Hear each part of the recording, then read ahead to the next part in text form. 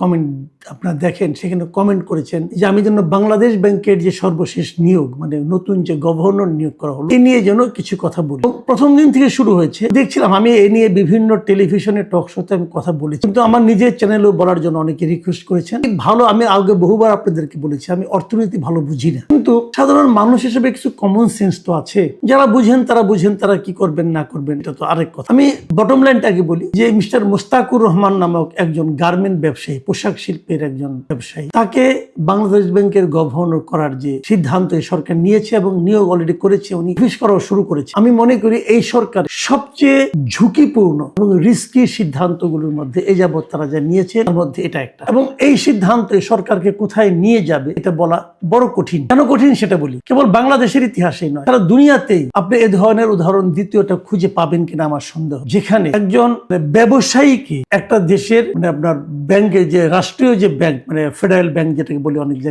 জায়গায় আপনার আমাদের এখানে মূল যে ব্যাংক, রাষ্ট্রীয় বাংলাদেশ ব্যাংক যেটা আছে, সেই ব্যাংকের গভর্নর বানানো হয়, এরকম ঘটনা খুঁজে পাওয়া কঠিন। তার উপর সেই ব্যবসায়ী, যিনি যে ব্যবসা প্রতিষ্ঠানের মালিক অথবা মূল লোক, সিইও অথবা এমডি ছিলেন, এটা এমন একটা ব্যবসা প্রতিষ্ঠান যে ব্যবসা প্রতিষ্ঠান নিজেই ঋণ খেলাপি এবং অনেক বিশেষ বিবেচনা নিয়ে তার ঋণকে পুনঃ তফসিলীকরণ করতে পেরেছে। মানে ব্যাপারটা সহজ করে বলি, পুনঃ তফসিল মানে ওনার একটা বিশাল অঙ্কের ঋণ, 89 কোটি টাকা, সেই ঋণটাকে উনি দিতে পারছেন না, ঋণ খেলাপি হয়ে যাচ্ছে। সেখান থেকে বলছে তুমি অল্প কিছু দাও, দিয়ে তুমি ঋণটাকে আবার নিয়মিত কিস্তি দেওয়া শুরু করো, 2% না কত পার্সেন্ট দিয়ে উনি সেটাকে 10 বছরের মেয়াদে এই ঋণটাকে আবার চালু করার চেষ্টা করেন। উনি একবার ব্যর্থ হওয়ার পরে উনি বিশেষ বিবেচনা পেয়েছেন। বিশেষ বিবেচনা কেন? কারণ উনি বিএনপি রাজনীতির সঙ্গে খুব জড়িত ছিলেন, এতটাই জড়িত যে বিএনপির যে নির্বাচন পরিচালনা কমিটি ছিল, সেই কমিটির উনি একজন শীর্ষস্থানীয় সদস্য ছিলেন। তার মানে এই নিয়োগটা হচ্ছে রাজনৈতিক নিয়োগ। এটা হতে পারে, আমি কিন্তু এটা রাজনৈতিক নিয়োগ আপত্তি নেই, আমার আপত্তি নেই এই কারণে একটা রাজনৈতিক দল নতুন ভাবে ক্ষমতায় এসেছেন, তারা তো রাজনৈতিক ব্যক্তিকে নিয়োগ করবেন, মানে তার রাজনীতির সঙ্গে যারা জড়িত, তারা রাজনীতিকে যারা বিশ্বাস করেন, কিন্তু তাদেরকে নিয়োগ করবেন, এটা হতে পারে। কিন্তু আমার কথাটা হলো কি, আপনার রাজনীতি যারা বিশ্বাস করে তার মধ্যে আপনি একজন ব্যাংকার পান নাই, একজন অর্থনীতিবিদ পান নাই, ওনাকে আনতে হবে কেন? উনি তো এমন একটা ব্যবসা প্রতিষ্ঠানের পরিচালনার মূল দায়িত্বে ছিলেন, সিইও ছিলেন, যে ব্যবসা প্রতিষ্ঠানটা ব্যাংক থেকে ঋণ নিয়ে ঋণ পরিশোধ করতে পারে নাই, উনি সেরকম ব্যবসা প্রতিষ্ঠানের মানে শীর্ষ কর্মকর্তা ছিলেন। এখন উনি যখন আসছেন, এখন ওনার প্রতিষ্ঠানে ঋণ টিন পাওয়া আরো সহজ হয়ে যাবে। এটা তো একদিক দিয়ে কনফ্লিক্ট অফ ইন্টারেস্ট হলো তো, সেটা কেন করলেন আপনারা? এটা বললাম তো, দ্বিতীয় আরেকটা উদাহরণ আপনারা খুঁজে বের করতে পারবেন না। আমি দেখলাম আমাদের অর্থমন্ত্রী মিস্টার আমির খুসরো মাহমুদ চৌধুরী, নিয়োগজন ব্যবসায়ী, উনি বলছেন যে সরকার এই কাজটা করেছে, সরকার এটা করতে পারে। হ্যাঁ পারে, সরকার অবশ্যই পারে, কিন্তু আমি কি প্রশ্ন করতে পারি না সরকার কেন পারে? এই প্রশ্ন করার অধিকার কি আমাদের নাই? নিশ্চয়ই আছে।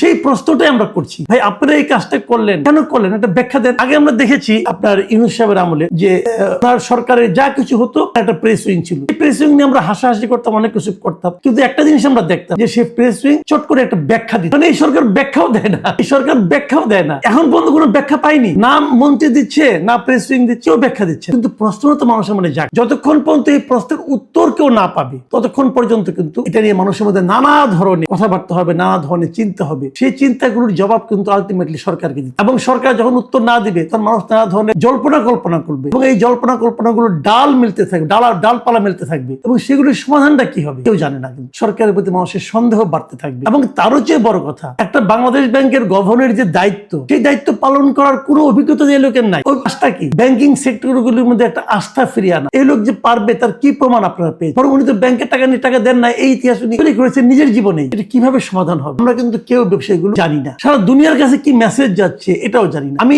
মাঝে মাঝে ইউনূস সরকারের সমালোচনা করতে যে আমি এটাও বলতাম যে ইউনূস সরকারের সবচেয়ে যদি একটা সাফল্য আমি পাই, সেই সাফল্যটা ছিল ব্যাংকিং সেক্টরের সাফল্য। আগের যিনি ছিলেন আহসান ইস মনসুর, ওনার অনেক ব্যক্তিগত অনেক সীমাবদ্ধতা আছে। উনি ব্যাংকগুলিকে মার্জ করতে যে, ইসলামী ব্যাংকগুলিকে মার্জ করতে যে ব্যাংকগুলির মধ্যে একটা অসন্তোষ তৈরি করেছেন, এটাও ঠিক। প্রায় বিশাল সংখ্যক গ্রাহককে উনি ক্ষতিগ্রস্ত করেছেন, ওটাও ঠিক। কিন্তু পাশাপাশি এটাও আপনাকে মানতে হবে যে উনি বাংলাদেশ থেকে বিদেশে অর্থ পাচারটাকে বন্ধ করতে পেরেছিলেন এবং ব্যাংকিং সেক্টরটাকে উনি একটা নিয়মের মধ্যে আনতে। সেই অবস্থায় এই ভদ্রলোকের কর্মকাণ্ড যতটুকু আলটিমেটলি ওনার এই ধারাবাহিকতাকে রক্ষা করতে পারবে, এটা নিয়ে কিন্তু আমার মনে বিস্তর সন্দেহ আছে। সন্দেহ হচ্ছে আরেকটা বিষয় আমি বলি, দেখেন এই যে আমরা বলতাম না রেমিটেন্স আসছে বিদেশ থেকে, রেমিটেন্স আসছে বলে কিন্তু আমাদের আপনার রিজার্ভ বেড়েছে। রেমিটেন্স কখন আসে? যখন নাকি দেশের ডলারের দাম এবং দেশের মুদ্রানীতি এবং দেশের অর্থনৈতিক অবস্থা একটা স্থিতাবস্থা, মানে অস্থিরতা কম থাকে, তখনই কিন্তু রেমিটেন্সটা লোকে পাঠায়। সেই অস্থিরতাটা কিন্তু হাসান ইস মনসুর সাহেব দূর করতে পেরেছে। লোক আসছে, সেটা কি পারবে? এখন এটা হতো, অনেকে বলে এটা না হয়ে তো কোনো উপায় ছিল না। আমাদের দেশের যে সংসদ সদস্য হয়েছে এই দেশে, তাদের 60% সদস্যের কিন্তু মূল পেশা পেশা হলো ব্যবসা, এবং 62% মন্ত্রীর মানে মন্ত্রী পরিষদের 62% পেশা হলো ব্যবসা। তাহলে এবং তাছাড়া আরো বলি আপনাকে, এমপিদের যারা সংসদ সদস্য 50% হলো ঋণগ্রস্ত। এরকম একটা সরকারের অর্থনৈতিক সুযোগ সুবিধা করে দেওয়ার জন্য বাংলাদেশ ব্যাংকের গভর্নর আরেকজন ঋণগ্রস্ত ব্যবসায়ী হবে, এটা তো স্বাভাবিক। এখন ওনাদের অবস্থা দেখ, দেশের অবস্থা কি হবে? দেশ কি স্বাভাবিক পথে অগ্রসর হতে পারবে লোককে নিয়ে? আমি কিন্তু ভয় আছি ভাই।